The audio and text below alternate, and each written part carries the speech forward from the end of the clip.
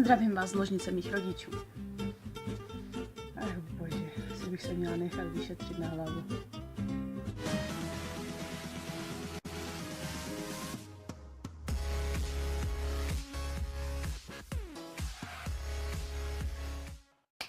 Nazdar lidi, já jsem Tavi a tohle je...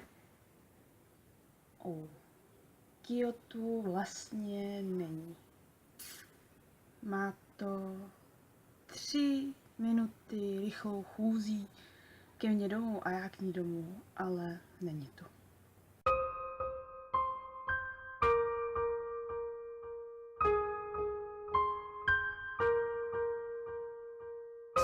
Dobře, takže depresivní chvíli máme za sebou. O co jde, o co nejde. Ten, kdo nás zná, ten, kdo nás nezná, tak ví, že právě my posloucháme K-pop, zajímáme se o Koreu, o její historii, kulturu, prostě všechno. Rozhodli jsme se před rokem, nějaký ten měsíc, to je, nevím, kdy to bylo, jen začátkem roku, prostě jen tak jsme si slíbili, že se podíváme do Koreji a tada, za měsíc se letí. Paráda.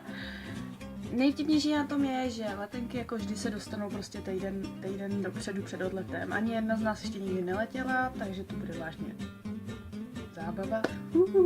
Dobrodružství, poletí se tam asi 10 hodin. Naše angličtina je vážně vtipná. Prý mluvení bude na mě. Jako vždy. Nevadí. A hotel, ve kterém bude... 4hvězdičkový. Hotel, ve kterém budem, je...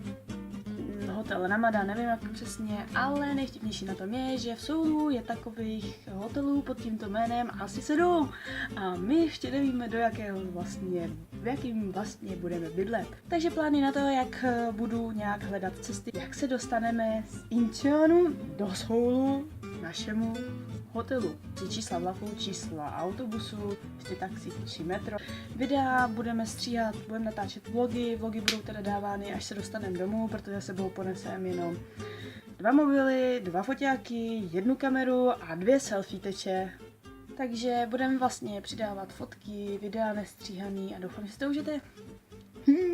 Mějte se. Nazdar!